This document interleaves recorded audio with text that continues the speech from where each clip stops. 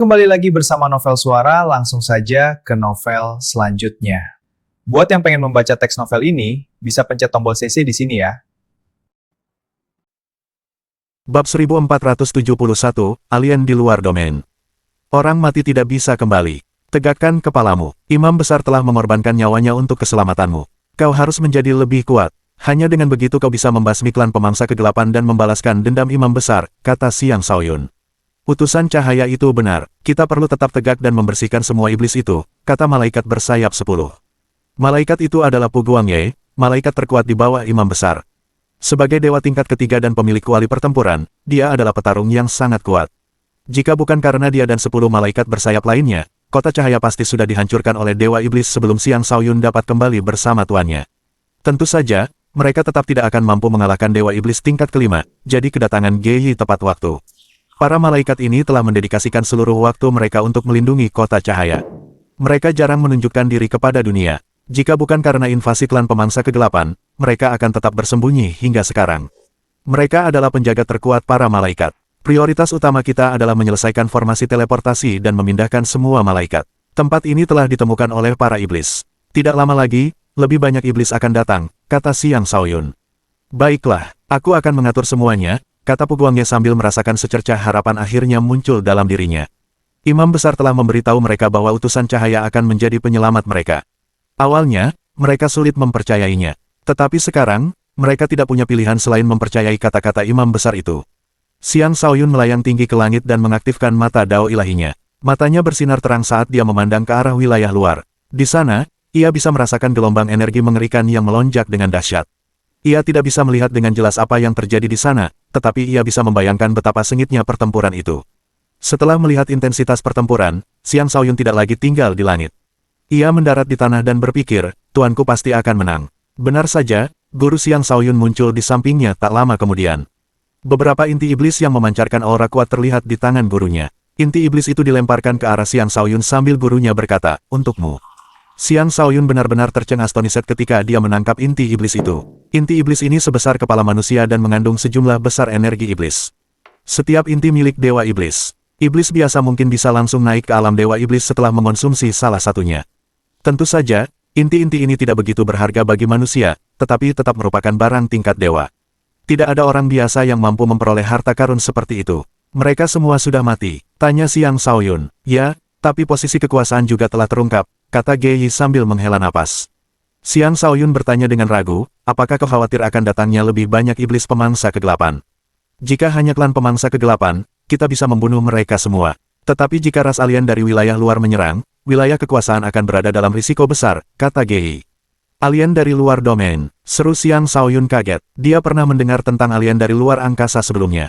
Pada zaman kuno, ras alien telah menginvasi wilayah tersebut. Periode waktu itu dianggap sebagai zaman tergelap umat manusia karena invasi alien bahkan lebih menakutkan daripada invasi iblis. Ras-ras alien itu sangat kuat dan jauh lebih tangguh daripada berbagai ras non-manusia yang mendiami wilayah kekuasaan tersebut. Saat itu, umat manusia baru berhasil mengusir para penjajah setelah mengumpulkan seluruh kekuatan mereka. Meskipun demikian, umat manusia hampir punah. Orang bisa membayangkan betapa kuatnya ras alien tersebut. Ada desas-desus bahwa iblis sebenarnya juga merupakan ras alien dan tanah leluhur mereka bukanlah alam iblis. Leluhur umat manusia hanya memaksa mereka masuk ke alam iblis dan menggunakan mereka untuk melatih lebih banyak ahli manusia. Begitulah cara umat manusia menjadi semakin kuat setelah setiap perang. Dulu, ketika Siang Saoyun membaca ini di buku-buku sejarah, dia mengira itu hanyalah rekayasa. Tetapi tampaknya apa yang dia baca itu memang benar adanya. Sepertinya ini bukan era kekacauan. Melainkan, ini akan menjadi era malapetaka, kata Geyi sambil menghela napas berat. Ia memasang ekspresi serius dan berkata, tingkatkan kultivasimu secepat mungkin. Mungkin ketika kau mencapai alam kelahiran kembali, kau akan mampu membawa harapan bagi umat manusia. Aku akan berusaha sebaik mungkin, guru, kata Siang Saoyun sambil mengangguk. Guru, aku perlu menghubungkan simpul spasial antara kota cahaya dan sekte Ziling agar dapat memindahkan semua malaikat ke sekte Ziling. Urus saja sendiri, tuanmu punya urusan yang lebih penting. Aku perlu memutuskan terowongan spasial yang menghubungkan ke tempat ini. Semoga aku bisa menunda invasi alien, kata Geyi sambil menghilang begitu saja. Dia telah pergi keluar wilayah kekuasaannya lagi. Pada saat itu, Siang Saoyun merasakan tekanan berat di pundaknya. Gurunya adalah pelindung utama dan memikul misi melindungi wilayah kekuasaan. Sebagai murid seorang pelindung utama, ia tentu perlu berbagi sebagian beban tersebut. Namun dengan kekuatannya saat ini, dia tidak bisa banyak membantu. Xiang Shaoyun kembali ke kota cahaya dan mengumpulkan Pu Guangye serta 10 malaikat bersayap yang tersisa. Dia memberitahu mereka tentang kesepakatannya sebelumnya dengan pendeta tinggi, dan menceritakan rencananya untuk menghubungkan simpul spasial antara kota cahaya dan sekte Ziling. Para malaikat semuanya mengangguk setuju. Karena mereka telah mengakui identitas Xiang Shaoyun, mereka menganggapnya sebagai salah satu dari mereka. Dan dengan demikian, Xiang Shaoyun meminta Pu Guangye untuk menghubungkan simpul-simpul antara dua formasi teleportasi. Adapun yang lain, mereka akan bertugas menenangkan para malaikat lainnya dan membuat persiapan untuk migrasi. Sebagai malaikat bersayap 10, Pu Guangye mampu dengan cepat menghubungkan simpul spasial. Ia hanya membutuhkan 7 hari untuk mencapai simpul spasial di atas sekte Ziling. Saat Pu Guangye tiba, Markis Petir Ungu muncul dan hampir membunuh Pu Guangye. Pu Guangye juga merasa khawatir ketika merasakan kekuatan Markis Petir Ungu yang mengerikan. Petir Ungu, aku menghubungkan simpul-simpul antara kota cahaya dan sekte Ziling. Mulai sekarang, para malaikat akan menjadi tamu sekte Ziling kita, kata Xiang Shaoyun. Baik, Tuan Besar, jawab Markis Petir Ungu dengan hormat. Ketika Pu Guangye melihat betapa hormatnya Markis Petir Ungu terhadap Xiang Shaoyun, dia sangat terkejut. Dia berpikir dalam hati, tidak heran pendeta tinggi itu sangat menghormati utusan cahaya. Sepertinya dia benar-benar penyelamat ras kita. Tak lama kemudian, kedua tempat itu terhubung sepenuhnya. Xiang Shaoyun segera memerintahkan orang-orang untuk menyiapkan area untuk menampung para malaikat. Petir Ungu, bantu aku menghubungkan formasi teleportasi dengan formasi Fox Rank, kata Xiang Shaoyun sambil langsung kembali bekerja. Tuan Agung, mengapa Anda begitu terburu-buru? Apakah terjadi sesuatu? Tanya Markis Petir Ungu. Klan pemakan kegelapan telah kembali dari wilayah luar, dan mereka mungkin telah membawa ras alien untuk menyerang wilayah ini juga. Kekacauan telah tiba, kata Xiang Shaoyun sambil menghela napas. Bab 1472, Lautan Awan Naga Berapi. Kabar tentang kekacauan yang akan datang menyebar ke seluruh wilayah kekuasaan. Titik kekacauan pertama adalah dinasti Senja. Setelah beberapa waktu, para iblis akhirnya berhasil menembus garis pertahanan dinasti Senja. Semakin banyak iblis menyerbu keluar dari wilayah iblis. Berapapun jumlah ahli manusia yang tiba, mereka tidak dapat menghentikan invasi tersebut. Titik kekacauan kedua adalah kehancuran kota cahaya. Di sana, klan pemangsa kegelapan telah muncul. Seorang penjaga agung juga muncul di sana dan membuat pengumuman publik, memberitahu dunia untuk bersiap menghadapi invasi ras alien, yang mungkin akan datang dalam 100 tahun. Penjaga agung itu juga memerintahkan persekutuan penjaga untuk memasuki keadaan darurat tingkat 3. Sayangnya, umat manusia selalu terpecah belah dan hanya akan berjuang untuk kepentingan mereka sendiri. Kecuali jika itu adalah pertempuran yang menyangkut kelangsungan hidup umat manusia secara keseluruhan, sebagian besar manusia tidak akan mau membantu. Bahkan, jika umat manusia benar-benar bisa bersatu, para iblis pasti sudah dihancurkan sejak lama. Seperti banyak orang lainnya, Xiang Shaoyun hanya fokus melindungi rakyatnya dan terlalu sibuk untuk membantu orang lain. Setelah menghubungkan formasi teleportasi ke pegunungan rubah dengan Markis Petir Ungu, dia tidak berhenti dan langsung menuju ke Iblis Ilahi Selatan. Ia harus menyelesaikan misi Raja Nether terlebih dahulu. Sekalipun itu akan menyebabkan klan Nether Kekaisaran benar-benar menyerbu wilayah kekuasaannya, ia harus menyelesaikan misi itu demi ibunya. Karena tuannya tidak menghentikannya, ia tidak sekhawatir sebelumnya. Karena ia tidak tahu sikap seperti apa yang akan ditunjukkan cabang klan Nether Kekaisaran ini terhadapnya dan apa yang akan terjadi setelah menyelesaikan misi, ia membawa Markis Petir Ungu bersamanya sebagai tindakan pencegahan. Berkat Markis Petir Ungu, keduanya terbang di ketinggian yang melampaui langit, bergerak dengan kecepatan tinggi untuk mencapai Iblis Ilahi Selatan secepat mungkin. Wilayah kekuasaan 9 dewa terdiri dari 9 wilayah, tetapi wilayah terbesar adalah wilayah pusat, diikuti oleh wilayah selatan, barat, utara, dan timur. Adapun Pulau Ilahi Timur, Iblis Ilahi Selatan, Laut Ilusi Utara, dan Gua Iblis Barat, keempat wilayah tersebut jauh lebih kecil jika dibandingkan. Satu-satunya alasan mereka dianggap sebagai wilayah adalah karena lokasi strategisnya dan fakta bahwa mereka diduduki oleh ras non-manusia.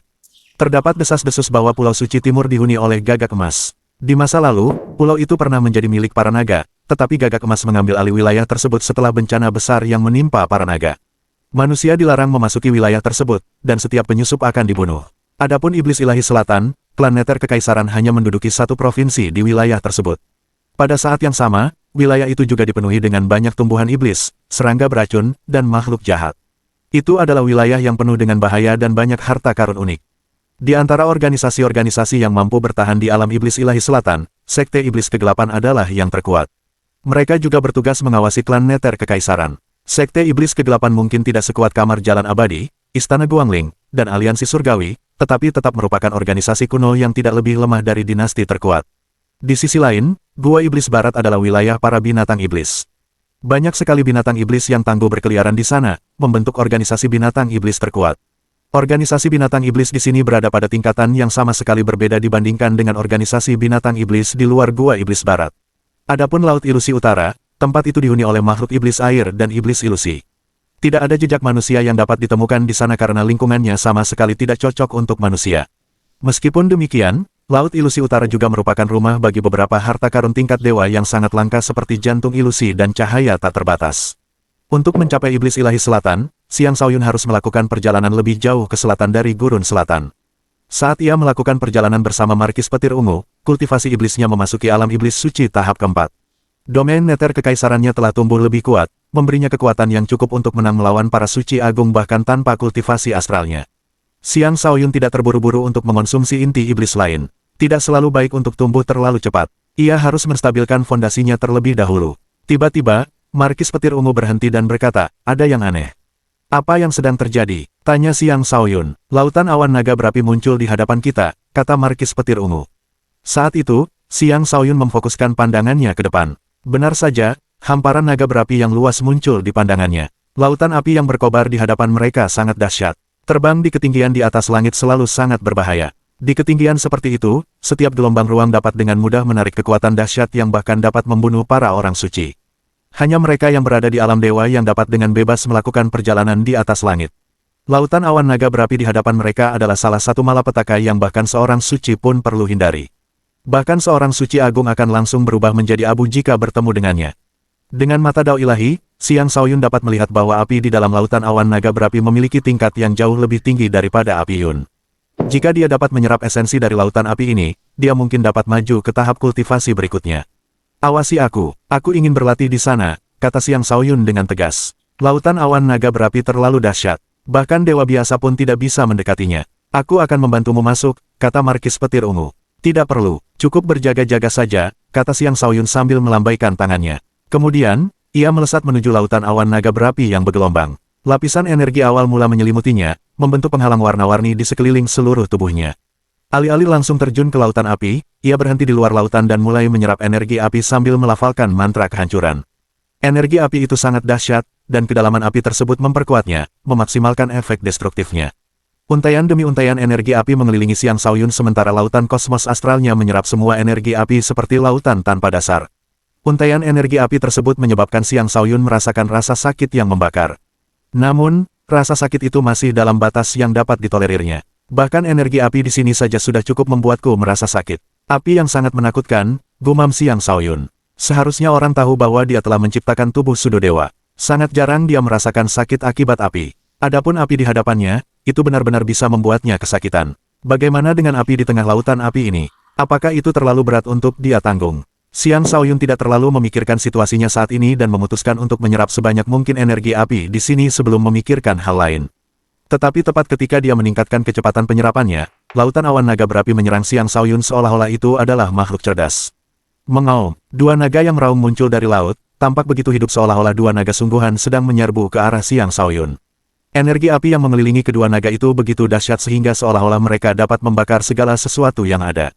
"Awas, Tuan Besar," Markis Petir Ungu sangat terkejut hingga hampir bergerak untuk membantu Xiang Shaoyun. Bab 1473, Sang Penguasa Gila. Lautan awan naga berapi adalah api tingkat sangat tinggi. Bisa dikatakan itu adalah api tingkat dewa. Bahkan, lautan awan naga berapi adalah hasil akumulasi selama puluhan ribu tahun di alam luar. Setiap kultivator alam dewa yang mengkhususkan diri dalam api akan memprioritaskan penyerapan seluruh lautan awan naga berapi begitu menemukannya. Karena Markis Petir Ungu adalah kultivator petir, dia tidak membutuhkan energi api. Adapun Xiang Shaoyun, dia adalah kultivator berbagai energi, termasuk energi api. Namun, lautan api di hadapannya terlalu kuat. Bahkan dengan tubuh Sudodewanya, dia akan kesulitan menahan api tersebut. Kedua naga api itu bergerak cepat dan menelan Xiang Shaoyun dalam sekejap mata. Perisai pertahanan warna-warni di sekitar Xiang Shaoyun mungkin kuat, tetapi terlalu tipis untuk kedua naga api itu. Seketika, perisai itu terbakar habis. Dengan tubuh Sudodewanya, Xiang Shaoyun mampu menahan api yang bahkan dapat mengubah seorang Sein Agung menjadi abu, tetapi dia tidak akan bertahan lama. Tiba-tiba, sepotong kulit manusia terbang keluar dari tubuh Xiang Shaoyun dan melindunginya dari api. Kulit ini memang peninggalan seorang ahli alam dewa yang kebal terhadap api.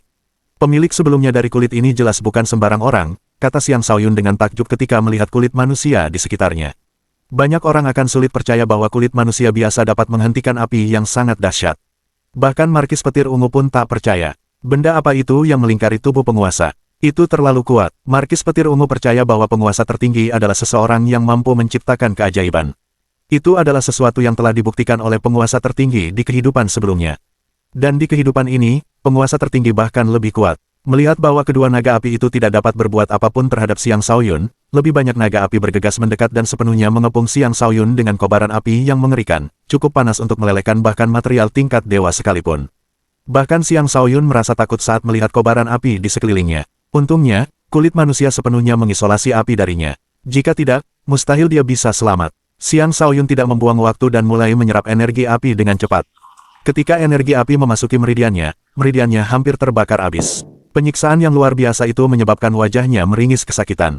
Untungnya dia telah menciptakan tubuh Sudo Dewa. Jika tidak, hanya menyerap seuntai energi api saja sudah cukup untuk membunuhnya. Dengan tekadnya yang luar biasa, dia menahan rasa sakit dan dengan lancar menyerap untaian energi api ke dalam lautan kosmos astral. Selanjutnya, ia buru-buru menggunakan kedalaman kehidupan untuk menyembuhkan luka-lukanya sebelum menarik dua untaian energi api ke dalam tubuhnya. Energi api di sekitarnya sangat kuat. Setiap untaian energi api yang diserap meningkatkan jumlah energi di dalam lautan kosmos astralnya dalam jumlah besar. Sebelumnya, Xiang Shaoyun adalah kultivator tingkat 2 alam pertempuran surga. Sekarang, dia bisa merasakan bahwa tingkat ketiga semakin dekat. Setelah menyerap lebih banyak energi api, dia mulai beradaptasi dengan api tersebut. Setelah menyerap 10 untaian energi api, energi yang terkumpul di lautan kosmos astralnya mencapai titik kritis. Disinilah dia bisa memilih untuk menerobos, tetapi dia menekan terobosan tersebut untuk lebih memperkuat fondasinya. Ke-10 untaian energi api itu bukanlah energi alam dewa, tetapi tetap sangat kaya akan energi. Setelah memurnikan ke-10 untaian tersebut, tingkat kultivasi tahap keduanya mencapai kesempurnaan penuh. Untaian berikutnya yang dia serap hanya dapat digunakan untuk menembus batas, atau energi akan meluap dari tubuhnya. Kalian semua, masuk sini. Xiang Shaoyun meraung sambil menunjukkan ekspresi gila di wajahnya. Dia telah memutuskan untuk menyerap 100 untaian energi api sekaligus. Saat dia menariknya, 100 untaian itu menyatu menjadi naga api dan menyerbu tubuhnya.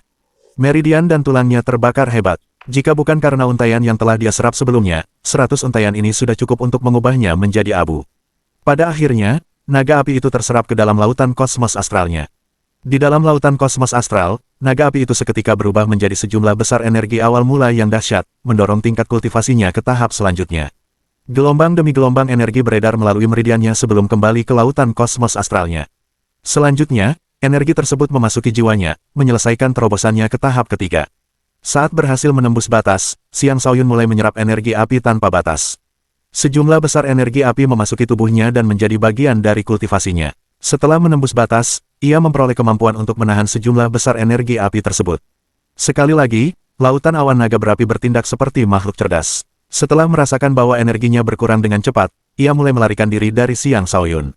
Karena Xiang Shaoyun baru saja menembus pertahanan dan menyerap sejumlah besar energi, ia tidak mengejar. Karena Markis Petir Ungu khawatir akan keselamatan Xiang Shaoyun, ia pun tidak mengejar. Sang penguasa benar-benar gila, gumam Markis Petir Ungu ketika melihat apa yang telah dilakukan Xiang Shaoyun. Sekalipun dialah yang menyerap energi api itu, dia pasti akan melakukannya perlahan dan hati-hati. Namun, Xiang Shaoyun justru dengan paksa menyerap energi api dalam jumlah besar padahal dia baru kultivator alam pertempuran surga tingkat 3 tanpa mengalami luka sedikitpun. Yang lebih mengejutkan lagi adalah fakta bahwa penyerapan energi apinya itu justru berhasil mengusir lautan awan naga api. Pemandangan ini akan membuat siapapun tak percaya. Segala sesuatu akan memiliki tingkat kecerdasan dasar setelah mencapai tingkat dewa. Lautan awan naga berapi tentu saja bukan pengecualian. Setelah beberapa waktu yang tidak dapat ditentukan, Xiang Shaoyun terbangun. Gumpalan energi api yang kuat berputar di sekitar tubuhnya. Dengan lambaian tangannya, energi api itu melesat keluar seperti naga yang mengamuk. Teknik pilar api suci. Ini adalah teknik pertempuran tingkat suci agung yang sangat ampuh. Saat ini, Xiang Shaoyun dapat dengan mudah menciptakan 6 pilar menggunakan teknik ini, menunjukkan kekuatan yang cukup untuk dengan mudah membakar seorang suci agung hingga mati. Ini adalah bukti kehebatan api tingkat dewa dan kekuatan tingkat kultivasi baru Xiang Shaoyun. Dengan peningkatan kultivasinya, baik tubuh maupun jiwanya juga menjadi lebih kuat. Mungkin setelah maju 2 atau 3 tingkat, dia akan mampu menciptakan tubuh tingkat dewa. Meskipun telah mencapai terobosan, dia tampaknya tidak gembira. Sebaliknya, dia terlihat agak menyesal sambil berkata, sayang sekali itu lolos. Seandainya aku bisa menyerap seluruh laut, aku pasti sudah mencapai puncak tahap ketiga. Setelah menggabungkan ke-9 bintangnya, dia dapat dengan mudah mengubah energi apapun menjadi energi awal mula primal. Dengan demikian, dia tidak lagi memiliki batasan saat melakukan terobosan. Selama dia memiliki cukup energi, dia dapat terus melakukan terobosan. Itulah salah satu manfaat memiliki fisik awal mula. Tuan Agung, mungkin Anda sudah mampu mencari energi alam dewa di wilayah luar seperti seorang ahli alam dewa biasa, saran Markis Petir Ungu. Xiang Shaoyun mengangguk. Benar, setelah menyelesaikan urusanku di sini, aku akan bisa meninggalkan wilayah ini dan mencari energi untuk meningkatkan kultivasiku. Aku perlu berkembang secepat mungkin. Bab 1474, memasuki Provinsi Neter Kekaisaran. Setelah Xiang Shaoyun selesai menyerap energi api, ia melanjutkan perjalanan bersama Markis Petir Ungu. Setelah beberapa hari, mereka mencapai Iblis Ilahi Selatan. Di sana, mereka sedikit turun dari langit dan mengamati Iblis Ilahi Selatan dari ketinggian. Energi iblis yang bergelombang dan berbentuk wajah iblis memasuki pandangan mereka, menimbulkan perasaan takut. Tentu saja, kepadatan energi iblis di sini tidak ada apa-apanya dibandingkan dengan alam iblis, tetapi energi tersebut masih sangat tidak nyaman bagi manusia. Energi jahat di sini tidak murni, nilai Xiang Shaoyun. Sebagai seseorang dengan kultivasi iblis, dia secara alami dapat melihat kondisi energi iblis di sekitarnya. Selain energi iblis, energi gelap merupakan sebagian besar energi di tempat ini. Bagi kultivator gelap, ini akan menjadi tempat kultivasi yang layak. Wilayah itu dipenuhi bukit-bukit tandus dan sungai-sungai liar. Hanya sebagian kecil wilayah itu yang dihuni manusia, dan sisanya dihuni oleh binatang buas dan makhluk-makhluk jahat. Tentu saja, klan Neter Kekaisaran juga menduduki wilayah tersebut. Wilayah klan Neter Kekaisaran sangat mudah ditemukan. Itu adalah tempat dengan energi iblis yang paling pekat. Klan Neter Kekaisaran telah menduduki sebuah provinsi dan membangun kota-kota mereka sendiri. Di sana, mereka tinggal, berkembang biak, dan bertujuan untuk mendapatkan pijakan di dunia permukaan. Sayangnya, komposisi energi di permukaan bumi menciptakan lingkungan hidup yang sangat tidak cocok bagi mereka. Akibatnya, generasi baru iblis Neter Kekaisaran yang lahir di permukaan bumi sangat lemah. Mereka tidak memiliki cara untuk melawan umat manusia dan terpaksa bertahan di wilayah kecil yang mereka miliki. Ketika Xiang Shaoyun dan Markis Petir Ungu tiba di dekat wilayah klan Neter Kekaisaran, seseorang muncul dan menghalangi jalan mereka. Ini adalah negeri para iblis. Apakah kau di sini untuk mati? Mundur segera, sebuah suara tua bergema. Pendatang baru itu tampak sangat tua dan rambutnya sangat tipis. Bahkan, giginya pun hampir habis. Ia mengenakan pakaian hitam sederhana, dan matanya memancarkan aura kekejaman. Seorang dewa, tapi bukan masalah. Markis Petir Ungu menyampaikan pesan kepada Xiang Shaoyun. Xiang Shaoyun menangkupkan tinjunya sebagai salam dan berkata, "Salam, Tuan.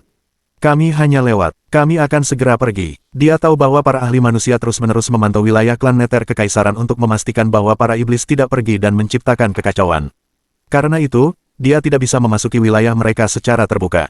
Pergi. Lelaki tua itu tampaknya memiliki temperamen yang meledak-ledak. Kedua pemuda di hadapannya tampak cukup kuat, tetapi lelaki tua itu tidak berpikir bahwa mereka cukup kuat untuk menarik perhatiannya. Sebenarnya, lelaki tua itu hanya terpengaruh oleh energi iblis setelah tinggal di sini begitu lama.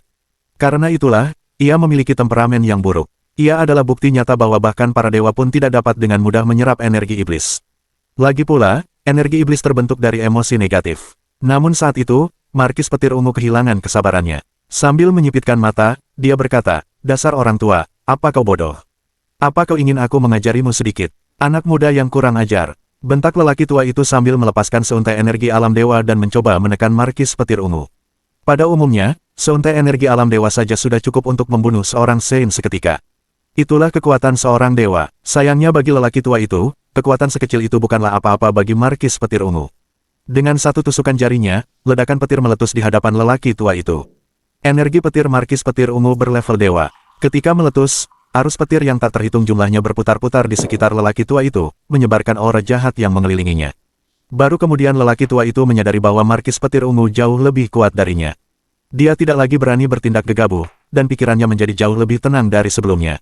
"Apa yang kau tunggu? Usir energi jahat itu dari tubuhmu," bentak Markis Petir Ungu. Orang tua itu tersadar, dan dia segera mengerahkan energi alam dewanya untuk mengusir energi jahat di dalam tubuhnya. "Overlord, Anda boleh masuk," ujar Markis Petir Ungu. Xiang Shaoyun mengangguk dan menghilang sebelum menuju wilayah klan Neter Kekaisaran. Markis Petir Ungu, di sisi lain, membantu menyembunyikan keberadaan Xiang Shaoyun dan mengisolasi indera lelaki tua itu, memungkinkan Xiang Shaoyun untuk dengan lancar mencapai provinsi Neter Kekaisaran. Sebuah penghalang kuat yang didukung oleh energi alam dewa mengelilingi provinsi Neter Kekaisaran. Bagaimanapun, klan Neter Kekaisaran juga takut akan serangan manusia. Tanpa persetujuan klan Neter Kekaisaran, tidak ada yang bisa menembusnya. Karena Xiang Shaoyun memiliki jiwa dewa semu, dia samar-samar dapat merasakan keberadaan penghalang itu. Dia bergumam pada dirinya sendiri, "Bagaimana aku harus masuk?" Dia menjelajahi perbatasan provinsi Neter Kekaisaran, yakin bahwa klan Neter Kekaisaran telah menyiapkan jalan baginya untuk masuk. Itu adalah bagian dari kesepakatannya dengan Ming Ruohe. Benar saja, setelah beberapa saat, Xiang Shaoyun menemukan gumpalan energi iblis mendekatinya. Gumpalan energi iblis yang lebih kuat lagi mengikuti di belakang gumpalan pertama. Klan Nether Kekaisaran, apakah kalian belum belajar? Tiba-tiba, gelombang energi yang mengerikan muncul dari langit dan menyebarkan gumpalan energi iblis pertama. Pada saat itu, gumpalan energi jahat kedua telah diam-diam menyeret Xiang Shaoyun ke provinsi Nether Kekaisaran. Xiang Shaoyun tidak melawan, lagi pula, dia memang tidak bisa melawan. Dia punya peluang untuk bersembunyi bahkan dari dewa sekalipun ketika dia menjadi tak terlihat, tetapi dewa dari klan Nether Kekaisaran pasti bisa mendeteksinya. Gumpalan energi jahat itu membawanya langsung ke zona pusat wilayah tersebut. Tak lama kemudian, energi jahat di sekitar Xiang Shaoyun lenyap. Ia mendapati dirinya berada di sebuah kota kuno. Beberapa iblis neraka kekaisaran yang sangat tua berkumpul di sekelilingnya. Mereka menatapnya dengan saksama seolah mencoba melihat menembus tubuhnya. Tubuh manusia dan darah ras kita, ujar salah seorang dari mereka. Apakah ini orang yang kita cari? Tanya orang lain. Pada saat itu, orang yang duduk di kursi utama bertanya, apakah Anda iblis terkenal di antara manusia, Xiang Shaoyun? Xiang Shaoyun sedikit membungkuk kepada para iblis bawahan kekaisaran di sekitarnya, dan rune di dahinya muncul sementara darah iblisnya bergejolak. Seluruh tubuhnya diselimuti energi iblis saat dia berkata, aku Xiang Shaoyun, yang secara pribadi diangkat sebagai pangeran ke-19 oleh Raja Bawahan. Rune pertempuran di dahinya membuat para iblis neraka kekaisaran menjadi bersemangat, dan rune mereka pun muncul. Sebuah resonansi primordial terbentuk di antara mereka, yang tidak akan terjadi antara mereka dan ras lain. Dengan demikian, identitas Xiang Shaoyun terbukti. Akhirnya, Raja Nether mengirim seseorang kepada kita, kata orang yang duduk di kursi utama. Yang lainnya tampak sangat gembira, mata mereka berbinar lebih hangat saat memandang Xiang Shaoyun. Bab 1475, Penyelesaian Misi. Melihat para iblis neraka kekaisaran di hadapannya, Xiang Shaoyun bertanya-tanya dalam hati, mereka mungkin semua adalah dewa iblis. Seharusnya tidak sulit bagi mereka untuk mempertahankan kemudahan mereka. Mengapa aku merasakan aura kematian yang begitu pekat dari mereka? Aura kematian adalah sesuatu yang hanya dimiliki oleh mereka yang akan mati. Tetapi mereka yang berada di alam dewa pada dasarnya abadi. Pasti ada sesuatu yang terjadi pada para iblis neraka kekaisaran. Sebagai pangeran ke-19 saat ini, Raja Nether pasti memiliki misi untukmu jika dia mengirimmu keluar, kan? Tanya orang yang duduk di kursi utama. Sebenarnya, dia adalah adik laki-laki Raja Nether, yang dikenal sebagai Raja Nether kedua. Saat itu, dia juga pemimpin kampanye melawan dunia permukaan. Raja Nether kedua memiliki kekuatan yang tak tertandingi. Jika tidak, dia tidak akan mampu menembus garis pertahanan umat manusia dan menduduki sebuah provinsi. Sayangnya, dia juga menderita luka parah selama perang itu. Bahkan setelah bertahun-tahun menjalani pemulihan, dia masih belum pulih sepenuhnya. Jika bukan karena kekuatannya yang besar, dia pasti sudah lama meninggal. Adapun iblis-iblis neraka kekaisaran lainnya yang hadir, mereka juga merupakan dewa iblis yang perkasa.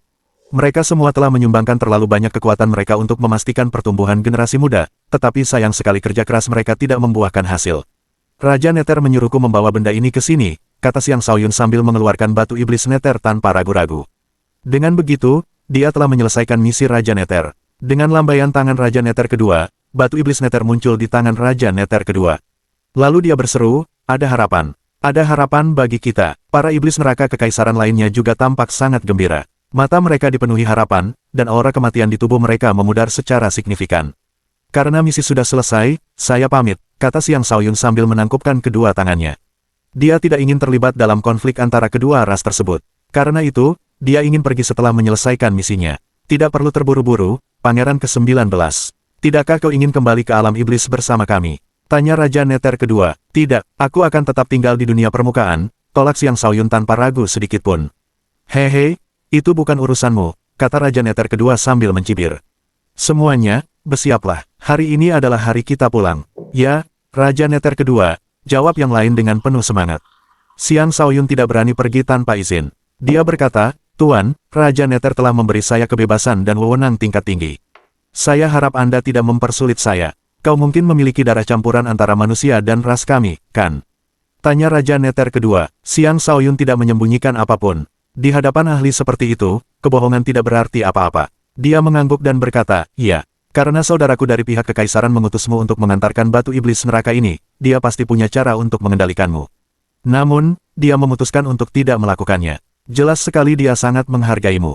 Kembalilah bersamaku. Kekuasaan ini tidak cocok untukmu, kata Raja Neraka kedua. Semuanya, bersiaplah. Waktu untuk pulang telah tiba. Para iblis Nether kekaisaran lainnya tampak bingung karena mereka tidak mengerti maksud patriark mereka. Selanjutnya, sekelompok iblis neter kekaisaran tua muncul di perbatasan provinsi.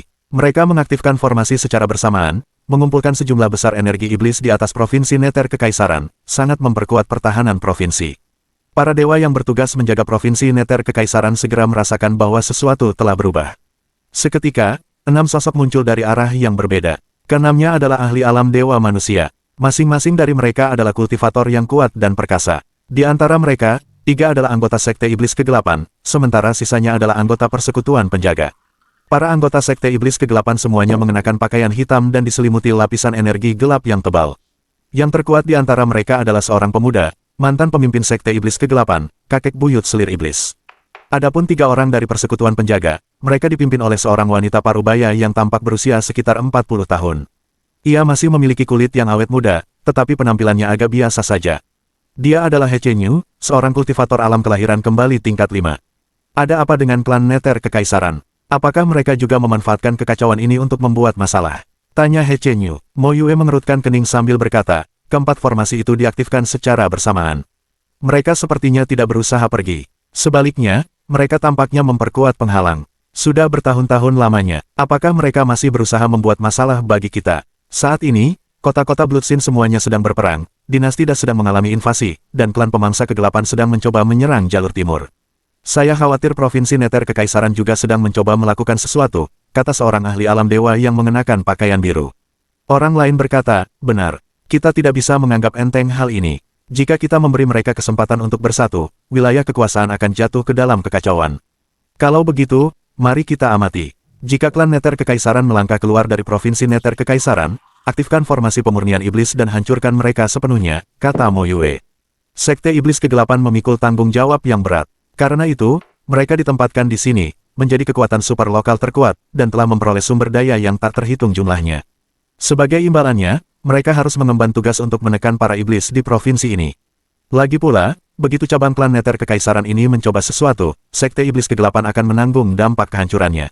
Tanpa kekuatan yang cukup, mereka akan menderita kerugian yang sangat besar.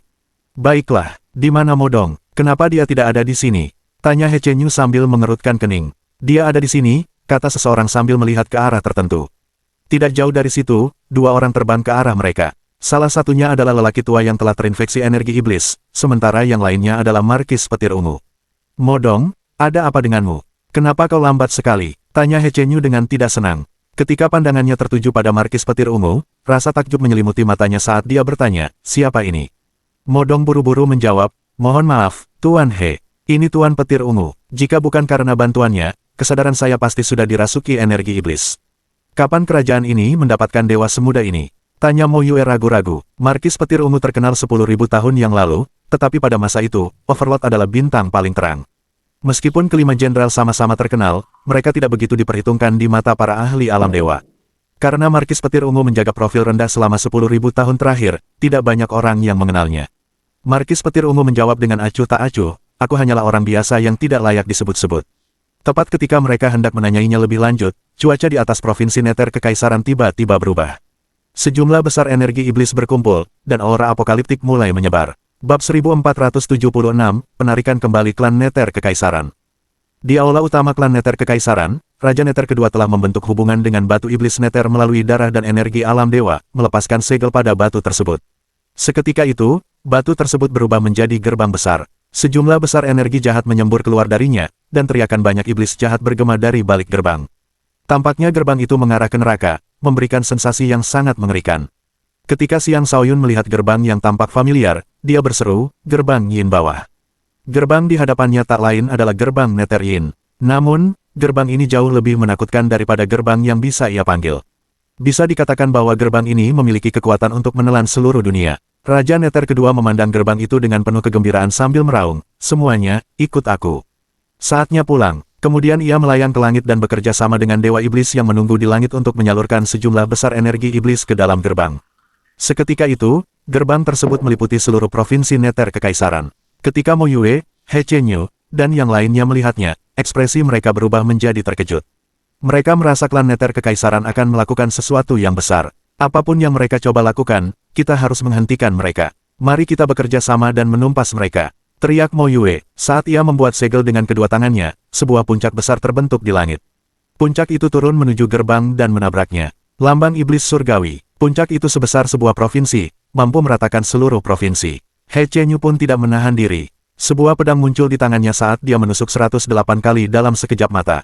Setiap pedang energi yang dia bentuk cukup tajam untuk menembus langit.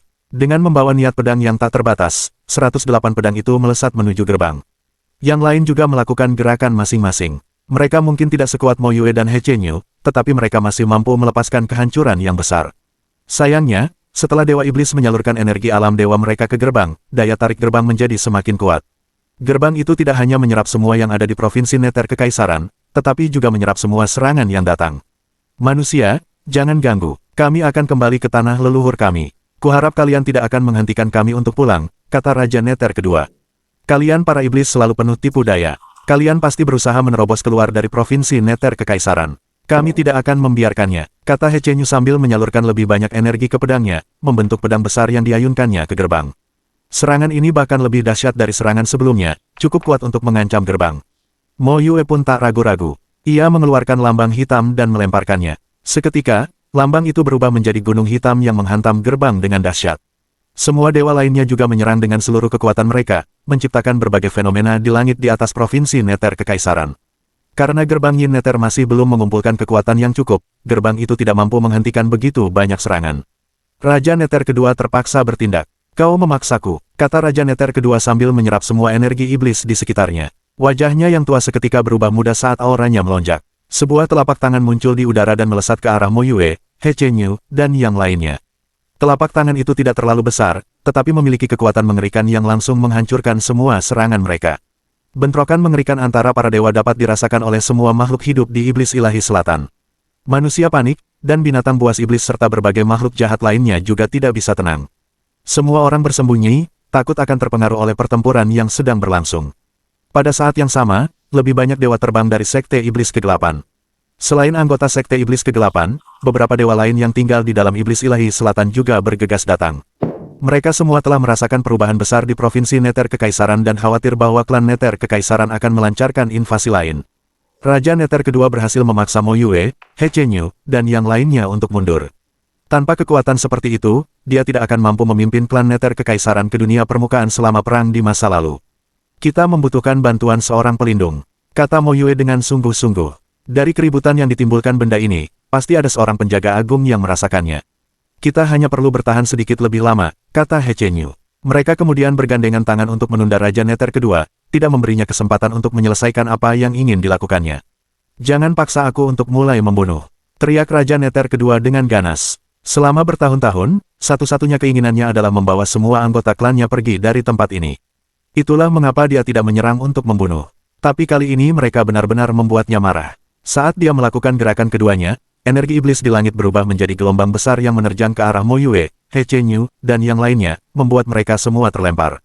Serangannya bahkan menyebabkan para dewa berdarah, namun Raja Nether kedua bahkan belum menggunakan seluruh kekuatannya.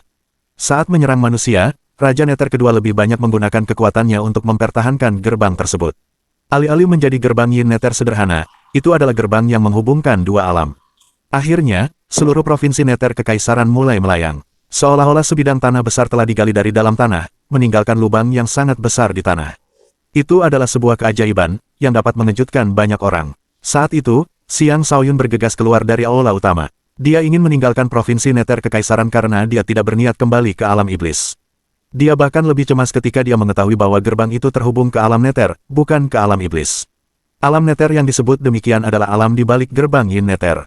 Alam Nether adalah tanah leluhur dan tempat kelahiran klan Nether Kekaisaran. Itu adalah surga sejati mereka. Di luar Provinsi Nether Kekaisaran, Xiang Shaoyun yang berbeda muncul. Dia mengirimkan pesan kepada Markis Petir Ungu, bantu aku membuat celah di penghalang dan biarkan klonku melarikan diri. Siapa sangka Xiang Shaoyun yang memasuki Provinsi Nether Kekaisaran sebenarnya adalah klon Sudo Dewa Xiang Shaoyun. Tubuh utamanya ditinggalkan di luar provinsi sebagai tindakan pencegahan terhadap apa yang baru saja terjadi. Markis Petir Ungu telah mengamati pertarungan antara kedua pihak, tetapi setelah menerima perintah Xiang Shaoyun, dia tanpa ragu mengeluarkan tombaknya.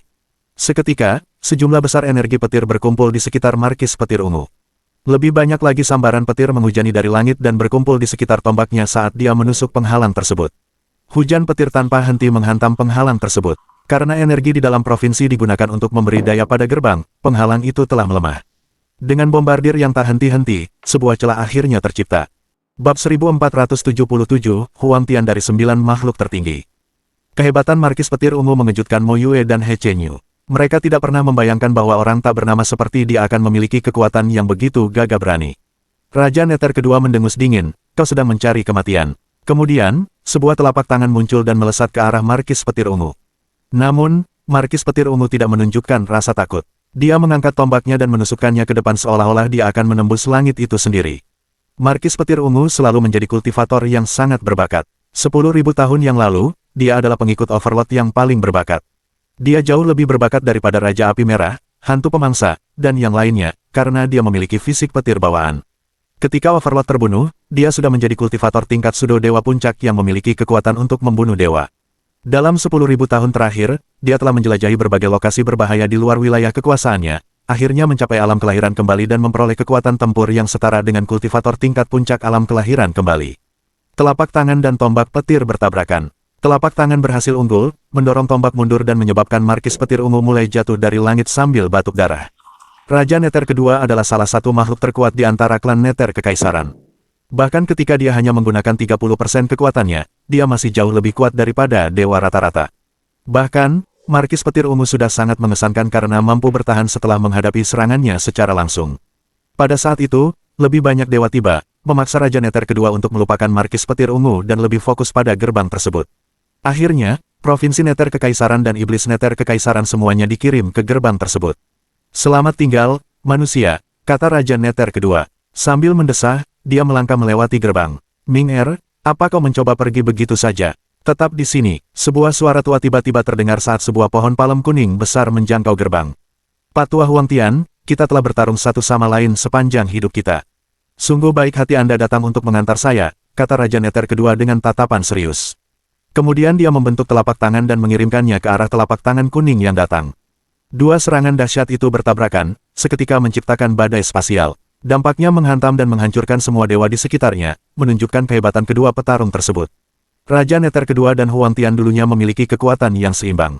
Namun, Raja Neter kedua tidak mampu meningkatkan kemampuannya selama bertahun-tahun terperangkap di wilayah kekuasaan tersebut. Terlebih lagi, ia masih harus mengerahkan sebagian kekuatannya untuk menjaga gerbang. Karena itu, ia terlempar ke gerbang sambil batuk darah. Patua Huang Tian, lain kali kita bertemu, aku akan menghancurkanmu di bawah kakiku, kata Raja Neter kedua dengan geram. Selanjutnya, gerbang itu mulai menyusut perlahan. Huang Tian terbang dan mengirimkan 3.000 serangan telapak tangan melalui gerbang tersebut, bertujuan untuk menghancurkan seluruh klan Neter Kekaisaran. Meskipun klan Neter Kekaisaran tidak menyebabkan banyak pembantaian di wilayah kekuasaan selama bertahun-tahun ini, mereka telah membunuh banyak manusia selama invasi mereka. Ini adalah dendam yang tidak bisa dihapus. Akhirnya, gerbang itu lenyap, hanya menyisakan jurang besar di tanah, jurang yang akan dikenal sebagai lembah iblis oleh generasi mendatang. Klan Neter Kekaisaran pergi begitu saja. Mo Yue, He Chenyu, dan yang lainnya benar-benar bingung. 10.000 tahun yang lalu, klan Neter Kekaisaran melancarkan invasi terhadap wilayah kekuasaan untuk mendapatkan lebih banyak tanah bagi diri mereka sendiri. 10.000 tahun kemudian, mereka mundur tanpa melakukan apapun terhadap wilayah kekuasaan tersebut. Tidak ada yang bisa memahami apa yang mereka pikirkan. Saat itu, Huang Tian mendarat di tanah. Ia adalah seorang pria parubaya tanpa alas kaki dengan rambut kuning acak-acakan. Mengenakan pakaian dari kulit binatang, penampilannya sangat berantakan. Dan ketika ia membuka mulutnya, orang akan dapat melihat bahwa semua giginya berwarna kuning. Tak seorang pun akan menyangka bahwa ia adalah salah satu penjaga agung legendaris. Wilayah kekuasaan itu hanya memiliki 5 penjaga agung secara total. Gei dan Huang Tian termasuk di antara kelimanya, dan keduanya termasuk manusia terkuat yang ada. Apakah kau tahu mengapa kami membiarkan klan Neter Kekaisaran tinggal di sini selama bertahun-tahun? Tanya Huang Tian. Mohon didik kami, Tuan Pelindung, kata Mo Yue dengan hormat. Karena kami penasaran apakah mereka benar-benar bisa bertahan hidup di sini. Adapun jawabannya, Anda sendiri sudah melihatnya. Mereka tidak bisa, kata Huang Tian. Apakah ini karena kurangnya energi iblis? Tanya He Chenyu. Itulah salah satu alasannya, tetapi bukan alasan utama. Alasan utamanya adalah penindasan dari kekuatan tak berwujud penguasa, yang menyebabkan energi iblis yang mereka hasilkan menjadi tidak murni. Selain itu, jalan mereka di sini belum sempurna. Ini tidak akan banyak berpengaruh pada Dewa Iblis, tetapi keturunan mereka akan kesulitan untuk tumbuh kuat di sini. Karena itu, mereka tidak punya pilihan selain pergi, jelas Huang Tian. Kalau begitu, mengapa para iblis masih berusaha menyerang wilayah kekuasaan? Tanya seseorang. Sederhana saja, mereka masih belum menyadari situasi sebenarnya di sini. Lebih jauh lagi, jika batas antara wilayah kekuasaan dan wilayah iblis dilanggar, energi iblis dari wilayah iblis akan mengalir ke wilayah kekuasaan, mengubah sifat dasar wilayah kekuasaan menjadi lingkungan yang cocok untuk para iblis. Karena itu, kita tidak boleh lengah dalam menekan para iblis, kata Huang Tian. Kata-katanya menghilangkan keraguan mereka. Mereka juga lega mendengar bahwa klan Nether Kekaisaran benar-benar telah pergi untuk selamanya. Jika klan Nether Kekaisaran memiliki rencana lain, itu akan menjadi masalah besar. Tepat ketika mereka hendak mengajukan lebih banyak pertanyaan, Huang Tian menghilang dan muncul kembali di hadapan Xiang Shaoyun dan Markis Petir Ungu, yang sedang berusaha pergi dengan tenang. Sebelumnya, ketika Markis Petir Ungu merobek celah di penghalang, klon Xiang Shaoyun telah menjadi tak berwujud dan kembali ke tubuh utamanya. Dengan demikian, klon tersebut tidak pergi bersama klan Nether Kekaisaran. Apa yang kau coba lakukan? Tanya Markis Petir Ungu, merasa khawatir dengan kemunculan Huang Tian yang tiba-tiba. Markis Petir Ungu mungkin kuat, tetapi dia tetap tidak bisa dibandingkan dengan seorang penjaga agung. Jika orang ini menyimpan niat jahat terhadap mereka, mereka tidak akan bisa lolos dari kematian. Nak, kau Xiang Shaoyun, murid dari lelaki tua buta itu. Tanya Huang Tian, sama sekali mengabaikan Markis Petir Ungu. Xiang Shaoyun sedikit membungkuk dan berkata, "Salam, Tuan. Saya tidak tahu siapa orang tua buta itu. Nama Tuan saya adalah Gei. Gei adalah lelaki tua buta itu. Jadi kau pastilah iblis legendaris di antara manusia. Apakah kau penyebab penarikan mendadak klan Nether Kekaisaran?" Tanya Huang Tian sambil tatapan tajamnya tertuju pada Xiang Shaoyun. Tatapannya begitu tajam sehingga Xiang Shaoyun pun merasa sakit hanya dengan membalas tatapannya. Bab 1478, Sekte Iblis Kegelapan. Xiang Shaoyun tidak menyangka hal seperti ini akan terjadi. Huang Tian benar, dialah penyebab kepergian klan Nether Kekaisaran. Dia dengan tenang menjawab, "Tuan, saya tidak tahu apa yang Anda bicarakan. Saya bahkan bukan kultivator alam kelahiran kembali. Bagaimana saya bisa membantu klan Nether Kekaisaran mundur? Anda terlalu menganggap saya tinggi. Nak, kau baru kultivator alam pertempuran surga tingkat 3, namun kau sudah memiliki tubuh Sudo Dewa dengan kesempurnaan 30%. Kau juga memiliki kemampuan klan Nether Kekaisaran. Seluruh tubuhmu dipenuhi rahasia. Seseorang sepertimu pasti dapat membantu klan Nether Kekaisaran pergi." Tanya Huang Tian, setiap kata-katanya menghantam hati Xiang Shaoyun seperti palu. Keteguhan hati seorang Saint biasa mungkin akan runtuh di bawah pertanyaan seperti itu, tetapi Xiang Shaoyun adalah seseorang yang telah menjalani 3 kehidupan dan mencapai alam kelahiran kembali di kehidupan sebelumnya. Keteguhan hatinya sangat kuat, memungkinkannya untuk menjawab dengan tenang, "Jika itu yang kau yakini, tidak ada yang bisa kukatakan.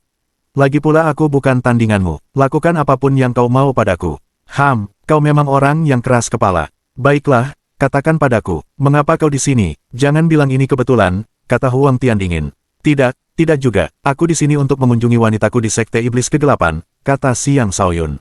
Benarkah begitu? Huang Tian tidak percaya sepatah kata pun. Dia menatap Mo Yue dan berteriak, "Mo Yue, kemarilah." Mo Yue terbang mendekat. "Ya, Tuan Penjaga," tanya Mo Yue dengan hormat. "Anak ini mengaku datang ke sini untuk mengunjungi wanitanya di Sekte Iblis Kegelapanmu. Apakah kau mengenalnya?" tanya Huang Tian sambil menunjuk Xiang Shaoyun. Mo Yue memandang Xiang Shaoyun dengan ragu sambil berpikir, pemuda ini sungguh jenius. Dia benar-benar memiliki tubuh Sudo Dewa. Kemudian dia bertanya, "Anak muda, siapakah kau?" "Aku adalah mantan ketua Sekte Dark Devil, Mo Yue." Xiang Shaoyun membungkuk dan berkata, "Salam, Tuan. Saya Xiang Shaoyun, kekasih selir iblis. Saya datang untuk mengunjunginya." "Kau iblis di antara manusia, Xiang Shaoyun?" tanya Mo Yue dengan heran. Rupanya, dia pernah mendengar tentang Xiang Shaoyun sebelumnya. Harus diakui bahwa pada saat itu, nama Xiang Shaoyun sudah dikenal luas di berbagai organisasi besar. "Ya," jawab Xiang Shaoyun dengan nada yang tidak menjilat maupun angkuh. "Haha, bagus sekali. Jadi kaulah yang menyebabkan cicitku banyak begadang. Sekarang setelah melihatmu, cucuku telah membuat pilihan yang tepat. Kau tidak buruk sama sekali," kata Mo Yue sambil tersenyum puas. "Jadi anak ini benar-benar datang ke sini untuk seorang gadis dari keluargamu?" tanya Huang Tian dengan ragu. "Mungkin Anda tidak tahu ini, Tuan Penjaga, tetapi cucu perempuan saya memiliki fisik yin-yang. Dia sangat tergila-gila pada anak ini. Jika tidak, dia tidak akan berani menolak junior Anda," kata Mo Yue. "Begitu, sepertinya aku salah paham," kata Huang Tian. "Karena provinsi Nether Kekaisaran telah lenyap, kalian tidak perlu lagi menjaga tempat ini. Lebih baik kalian semua pergi ke dinasti Senja dan membantu melawan invasi klan naga iblis." Lalu dia menghilang begitu saja. Dia begitu cepat sehingga tidak ada yang bisa melihatnya pergi. "Nak, karena kau datang untuk mengunjungi selir iblis, ikutlah denganku," kata Mo Yue. Xiang Shaoyun tidak menyangka Mo Yue akan begitu ramah. Karena itu, ia menguatkan diri dan mengikuti Mo Yue. Adapun He Chenyu dan pengikutnya, mereka tidak ikut bersama Mo Yue. Sebaliknya, mereka pergi ke arah yang berbeda. Hanya dua dewa lainnya yang mengikuti Mo Yue kembali ke Sekte Iblis Kegelapan. Sekte Iblis Kegelapan terdengar seperti organisasi jahat, tetapi sebenarnya mereka hanyalah kultivator yang mengkhususkan diri dalam teknik iblis elemen gelap tertentu dan berfokus pada energi gelap, sehingga muncullah asal nama mereka. Alih-alih menjadi organisasi jahat, Sekte Iblis Kegelapan sebenarnya adalah kekuatan super yang telah memberikan kontribusi besar bagi kekuasaan. Sekte Iblis Kegelapan terletak di pegunungan kuno tempat sejumlah besar tumbuhan spiritual dan bentuk kehidupan iblis berada. Pegunungan itu juga kaya akan harta karun alam dan merupakan tempat para murid Sekte Iblis Kegelapan berlatih dan mencari pertemuan yang menguntungkan. Berkat pegunungan ini, Sekte Iblis Kegelapan mampu terus berkembang. Dari kejauhan, banyak bangunan kuno terlihat tersebar di seluruh pegunungan. Energi gelap yang pekat menyelimuti sekte tersebut, membuat sekte itu tampak seperti organisasi yang jahat. Di tengah-tengah sekte itu terdapat pohon kuno yang menjulang tinggi. Cabang dan daunnya membentuk kubah di atas sekte dan memancarkan sensasi misterius dan purba. Apakah ini pohon iblis gelap surgawi? Seru Xiang Shaoyun saat melihatnya. Kau memang berpengetahuan luas, nak. Ya, itu adalah pohon iblis gelap surgawi, kata Mo Yue dengan bangga. Pohon iblis kegelapan surgawi dapat menyerap energi gelap di sekitarnya dan mengubahnya menjadi energi gelap dengan kemurnian yang lebih tinggi. Berkat pohon ini, Sekte Iblis Kegelapan mampu membina generasi demi generasi murid berbakat. Pohon ini juga merupakan alasan utama mengapa Sekte Iblis Kegelapan memilih tempat ini sebagai markas mereka. Sebagai pohon tingkat dewa, pohon iblis kegelapan surgawi juga merupakan pelindung Sekte Iblis Kegelapan. Tidak ada orang luar yang dapat masuk tanpa izinnya. Pohon surgawi, tolong bukakan pintu masuknya, kata Mo Yue. Pohon iblis gelap surgawi itu telah lama mengembangkan kebijaksanaannya sendiri dan dapat memahami kata-kata manusia. Atas permintaan Mo Yue, salah satu cabangnya tercabut, memperlihatkan pintu masuk ke sekte tersebut. Di depan pintu masuk berdiri sebuah prasasti dengan tulisan, Sekte Iblis Kegelapan, terukir di atasnya. Di balik pintu masuk terdapat 999 anak tangga yang menuju ke dalam sekte tersebut. Xiang Shaoyun dapat merasakan jejak kekuatan tak berwujud sekte itu di setiap anak tangga. Anak tangga ini kemungkinan besar adalah salah satu ujian yang telah disiapkan Sekte Iblis Kegelapan untuk menguji para muridnya. Mo Yue membawa Xiang Shaoyun langsung ke aula utama sekte. Sepanjang jalan, tidak ada yang menemukan mereka. Mereka baru ditemukan ketika tiba di depan aula utama. Salam, guru sekte lama, sapa seorang ahli alam dewa. Ayo, ajak musuh ke sini, kata Mo Yue. Pakar alam dewa itu segera berangkat untuk melaksanakan perintah tersebut. Musuh tak lain adalah ketua sekte Dark Devil saat ini. Sebagai salah satu ketua sekte paling berbakat yang pernah dimiliki sekte Dark Devil, ia hampir menyamai ketua sekte sebelumnya dalam hal kekuatan. Adapun putrinya, Selir Iblis, ia memiliki fisik Yin Yang, salah satu fisik terkuat yang ada. Ia bahkan telah mulai memahami Dao Agung Waktu. Hanya masalah waktu sebelum ia melampaui ayahnya. Setelah membawa Xiang Shaoyun dan Markis Petir Ungu ke aula utama, Mo Yue menyuruh seseorang menyajikan buah-buahan spiritual dan air mata air kepada mereka. Ia begitu ramah sehingga seolah-olah ia sudah menganggap Xiang Shaoyun sebagai menantu sekte tersebut. Bab 1479, aku menginginkannya hari ini. Mo Suhu adalah pria tegap berusia sekitar 30 tahun. Matanya seperti sepasang mata yang memancarkan tekanan berat. Mengenakan baju zirah hitam, ia tiba di aula utama dengan langkah lebar sebelum memberi hormat kepada Mo Yue dan berkata, "Salam, kakek. Apakah kakek memanggilku karena klan Neter Kekaisaran?" Setiap ahli alam dewa di Sekte Iblis Ilahi Selatan telah merasakan keributan besar yang disebabkan oleh klan Neter Kekaisaran. Mo Wuxu tentu saja juga merasakan keributan itu. Namun, misinya adalah untuk melindungi sekte, bukan berurusan dengan klan Neter Kekaisaran. Lagi pula, sudah sewajarnya orang-orang mengutamakan orang-orang mereka terlebih dahulu. Senang kau ada di sini, Su. Lihat siapa yang ada di sini, kata Mo Yue sambil menunjuk Xiang Shaoyun dengan senyum. Mo Suhu menoleh dan melihat Xiang Shaoyun sedikit membungkuk kepadanya. Ekspresinya berubah saat dia bertanya, apakah kau Xiang Shaoyun, anak yang menarik perhatian putriku? Mo Suhu mungkin seorang tiran di suatu wilayah, tetapi dia tetap sangat menyayangi putrinya. Dia tentu saja mengetahui apa yang telah dilakukan putrinya. Dia juga pernah melihat foto Xiang Shaoyun sebelumnya. Karena itu, dia mengenali Xiang Shaoyun hanya dengan sekali lihat. Ya, ini aku, kata Xiang Shaoyun. Kau berani-beraninya datang kemari. Apa kau ingin mati? Tanya Mo Suhu. Ia tidak menunjukkan kesopanan saat tekanan berat meledak dari tubuhnya dan menghantam Xiang Shaoyun, seolah-olah ia akan memberi pelajaran kepada Xiang Shaoyun. Pada saat itu, rambut Markis Petir Ungu sedikit melayang saat dia meraung, jangan tidak menghormati penguasa. Markis Petir Ungu tidak lebih lemah dari Mo Yue dan jelas jauh lebih kuat dari Mo Wuxu. Dia secara alami mampu dengan mudah menghilangkan tekanan dari Mo Suhu. Barulah saat itu Mo Suhu menyadari kehadiran Markis Petir Ungu. Ekspresi rumit muncul di matanya sesaat. Dia berkata dengan dingin, Tuan penjaga benar-benar baik padamu. Dia benar-benar memiliki pengawal sekuat itu untuk melindungimu. Sayangnya, Sekte Iblis Kegelapan tidak menerimamu. Pergi, Suhu, jangan kasar. Kata Mo Yue, siapapun Purple Lightning Marquis itu, menyinggung seorang ahli seperti dia bukanlah ide yang baik. Jika boleh saya bertanya, kesalahan apa yang telah saya lakukan? Tanya Xiang Shaoyun dengan ragu. Putriku, Mo Suwu, adalah seorang jenius dengan banyak sekali pengagum. Kau, bocah, sudah memiliki banyak wanita di sisimu. Kau masih berani mengganggu putriku. Bukankah kau sedang mencari kematian? Kata Mo Suwu dingin. Mo Suwu telah lama menyelidiki Xiang Shaoyun dan mengetahui bahwa Xiang Shaoyun memiliki banyak wanita di sisinya. Bahkan, Xiang Shaoyun sudah memiliki seorang putra. Jika selir iblis menikahi Xiang Shaoyun, bukankah dia akan menjadi seorang gundik?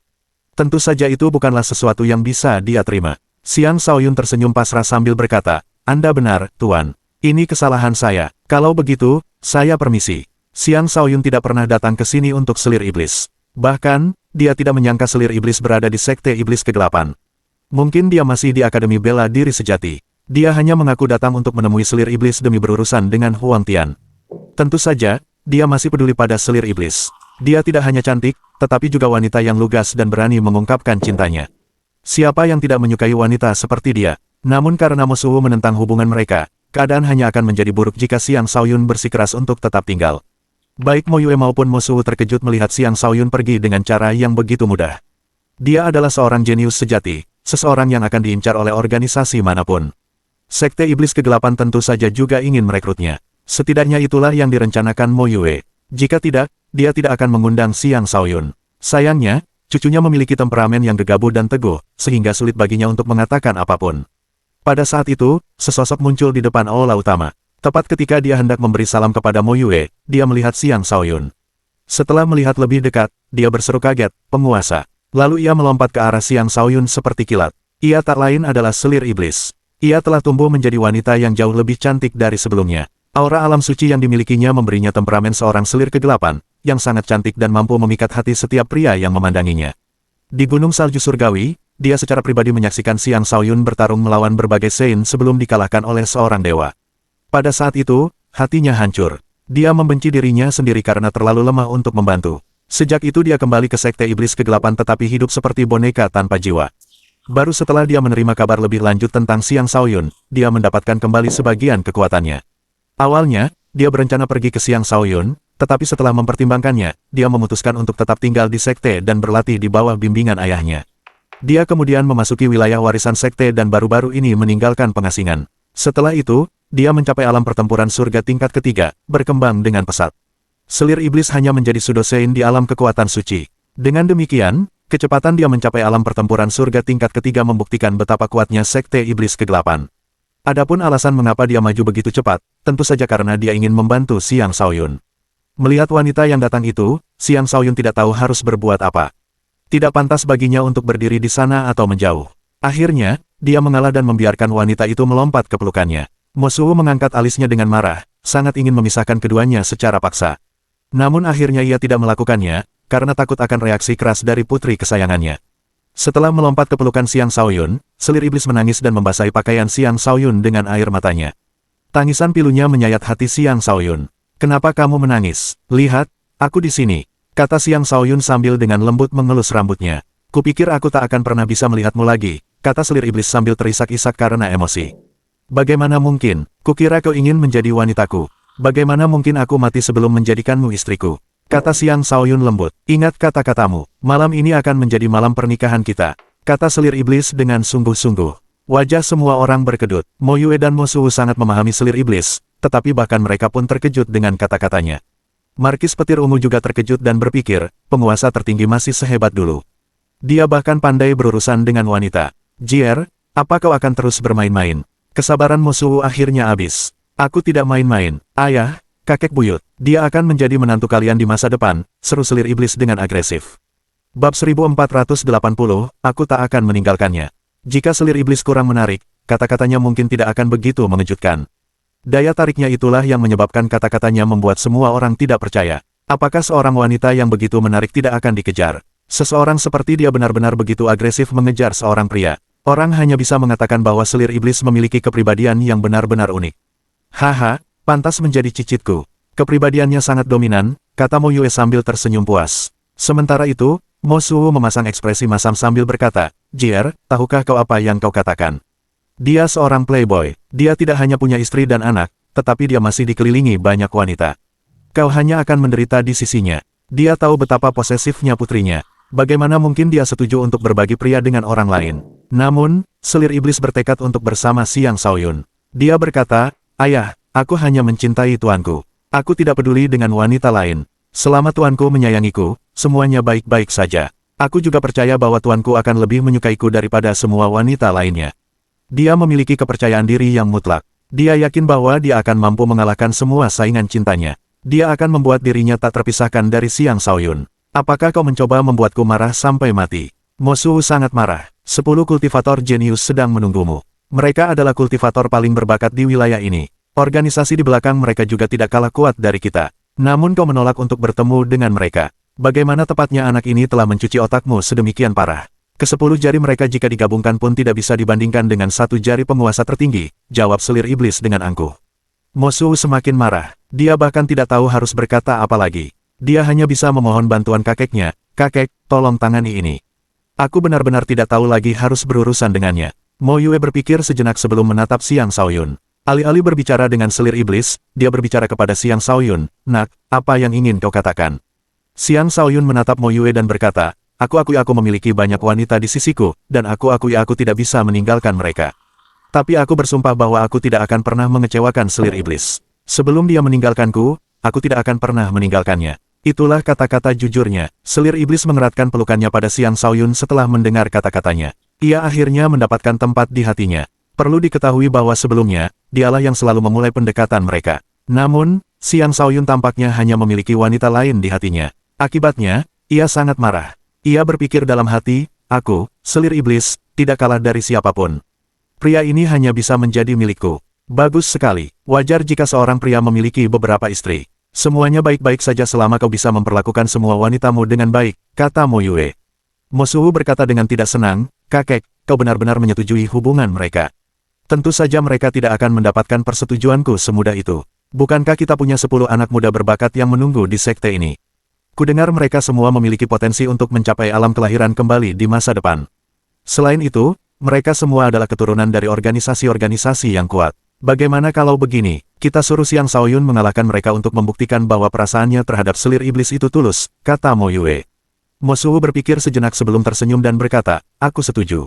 Jika dia bisa mengalahkan mereka, aku akan membiarkan mereka melakukan apapun yang mereka inginkan." Kemudian dia menatap Xiang Shaoyun dan bertanya, "Apakah kau berani menerima tantangan ini?" "Jangan dengarkan dia. Ke-10 orang itu semuanya adalah orang suci, dengan 3 di antaranya adalah orang suci agung. Salah satu dari mereka bahkan cukup kuat untuk membunuh dewa-dewa semu. Overlord, kau belum berkultivasi selama mereka. Tidak menguntungkan bagimu untuk menghadapi mereka sekarang," saran selir iblis. "Jika kau terlalu pengecut untuk menerima tantangan ini, tinggalkan putriku selamanya," kata Mo Suhu dengan tegas. "Saya setuju. Terlepas dari apakah ada 10 atau 100 penantang, saya akan menghadapi semuanya," jawab Xiang Shaoyun dengan tegas. "Baiklah, aku izinkan kau beristirahat malam ini. Besok, kau akan menghadapi mereka di cincin kegelapan sekte kita," kata Mo Suhu dengan ekspresi pujian di wajahnya. Kemudian, ia dengan paksa membawa selir iblis pergi, tanpa memberinya kesempatan untuk melawan karena ia benar-benar takut selir iblis akan melakukan hubungan suami istri dengan Xiang Shaoyun malam itu juga. Akan sangat memalukan baginya jika itu terjadi. Xiang Shaoyun hanya tersenyum tak berdaya, karena ia tidak tahu harus berkata apa. Xiang Shaoyun dan Markis Petir Ungu ditempatkan di penginapan tamu yang disediakan oleh Mo Yue. Setelah mengobrol santai dengan Markis Petir Ungu sebentar, Xiang Shaoyun memasuki kamarnya dan mulai bermeditasi. Selama bertahun-tahun, dia telah memanfaatkan setiap detik waktu yang dimilikinya untuk berlatih. Bintang sejati di dalam tubuhnya mengandung berbagai kedalaman, tetapi dia belum sepenuhnya memahami semuanya. Karena itu, dia membutuhkan lebih banyak waktu untuk perlahan-lahan mempelajari semua kedalaman di dalam tubuhnya. Energi api yang telah ia serap dari lautan awan naga berapi telah meningkatkan kultivasinya dan akumulasi energi permulaan primordial. Ia juga menemukan bahwa energi api di lautan kosmos astralnya menjadi jauh lebih pekat. Akibatnya, semua tanaman elemen api di lautan kosmos astralnya tumbuh pesat. Jelas, pertumbuhan elemen apapun di lautan kosmos astralnya akan memengaruhi tanaman di lautan kosmos astralnya juga. Setelah melakukan beberapa pengamatan, Xiang Shaoyun menemukan bahwa meskipun ia dapat mengubah ke-9 energi tersebut menjadi energi awal mula, jika unsur tertentu dari susunan energi awal mulanya melampaui unsur-unsur lainnya, maka tumbuhan di lautan kosmos astralnya akan terpengaruh. Oleh karena itu, ia memutuskan untuk membagi lautan kosmos astralnya menjadi 10 wilayah, masing-masing sesuai dengan sebuah elemen, dengan wilayah ke-10 sesuai dengan energi awal mula primordial.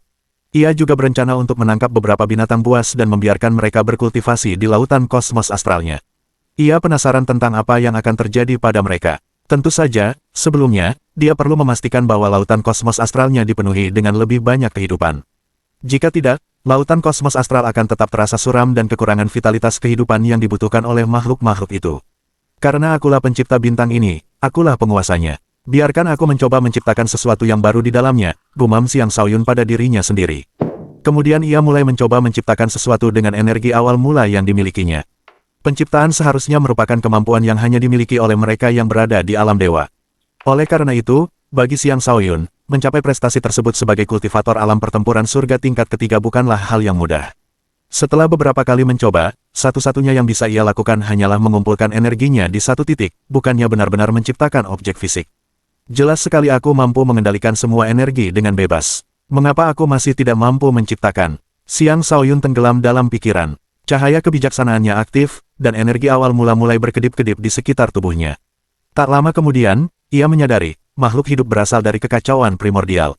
Adapun fondasi jiwaku, ia juga telah ditempa menjadi teratai permulaan primordial. Namun, fondasi jiwaku pada awalnya ditempa dengan batu-batu ilahi primordial dan material lainnya, itulah sebabnya aku bisa menciptakan teratai dari fondasi jiwaku. Untuk memperoleh kekuatan penciptaan, aku perlu terlebih dahulu memahami kedalaman kekacauan primordial.